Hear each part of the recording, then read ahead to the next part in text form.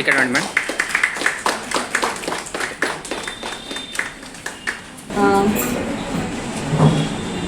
Sir ನಿಮ್ಮ ಹೆಸರನ್ನು ತಿಳಿಸಿ ಸರ್. ಮೇಡಮ್ ನೀವೇನು ಕೆಲಸ ಮಾಡ್ತಾ ಇದ್ದೀರಾ ಸರ್? ನೀವೇನು ಕೆಲಸ ನಿಮಗೆ ಫಸ್ಟ್ ಟೈಮ್ ಗರ್ಭಗುಡಿಗೆ ಬಂದಾಗ ಏನು ಖುಷಿ ಆಗಿರ್ತೀವಿ ಬಂದ್ಮೇಲೆ ನಾವು ಕಲಿತೀವಿ ಆಗಿದ್ದು ಎಲ್ಲರೂ ಖುಷಿಯಾಗಿರ್ತಾನೆ ಎಲ್ಲರನ್ನೇ ಇದು ಆಮೇಲೆ ಬೇರೆ ಇದಕ್ಕೆ ಬರೋಕ್ಕಿಂತ ಮುಂಚೆ ಬೇರೆ ಕಡೆ ಎಲ್ಲಾದರೂ ತೋರಿಸ್ಕೊಂಡಿದ್ದೆ ಅದ್ರದ್ದು ತೋರಿಸ್ತಿದ್ರಿ ಏನೋ ಸಕ್ಸಸ್ ಆಗಿಲ್ಲ ಇಲ್ಲಿ ಸಕ್ಸಸ್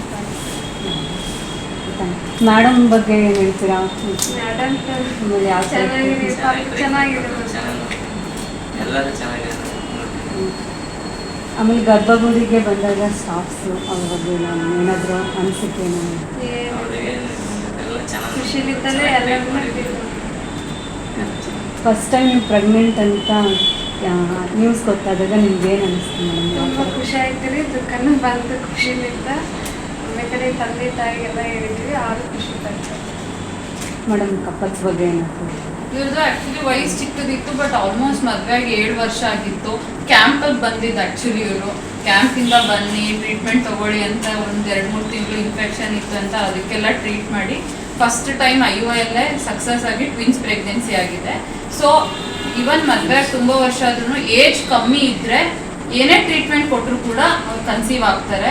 ಸೊ ನ್ಯಾಚುರಲ್ ಟ್ರೀಟ್ಮೆಂಟ್ ಅಂತಲೇ ಎಲ್ಲ IUI IVF ಅಂತೆಲ್ಲ ಯಾವ ಪೇಷಂಟ್ಗೆ ಯಾವ ಟ್ರೀಟ್ಮೆಂಟ್ ಬೇಕು ಅಂತ ಫಸ್ಟು ತಿಳ್ಕೊಂಡು ಟ್ರೀಟ್ಮೆಂಟ್ ಪ್ರಾಪರಾಗಿ ತೊಗೊಂಡ್ರೆ ಸಕ್ಸಸ್ ಖಂಡಿತವಾಗ್ಲೂ ಆಗುತ್ತೆ. ಸೊ ಹಾರ್ಟಿ ಕಂಗ್ರ್ಯಾಚುಲೇಷನ್ಸ್, ನಿಮ್ಮ ಪ್ರೆಗ್ನೆನ್ಸಿ ಚೆನ್ನಾಗಿ ಕಂಟಿನ್ಯೂ ಆಗುತ್ತೆ.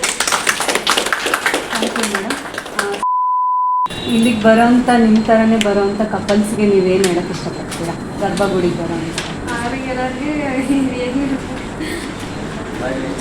ಚೆನ್ನಾಗಿ ಸಕ್ಸಸ್ ಆಗುತ್ತೆ, ಚೆನ್ನಾಗಿ ನೋಡ್ಕೊಂತಾರೆ ಎಲ್ಲರೂ. ನಮ್ಮ ಗರ್ಭಗುಡಿ ಸ್ಟಾಫಿಂದ ನಿಮಗೆ ಕಂಗ್ರ್ಯಾಚುಲೇಷನ್ಸ್ ಮೇಡಮ್. ನಿಮ್ಮದು ಪ್ರೆಗ್ನೆನ್ಸಿ ಜರ್ನಿ ಚೆನ್ನಾಗಿರಲಿ ಅಂತ ಶುಭಾಶಯ ತಿಳಿಸ್ತೀನಿ.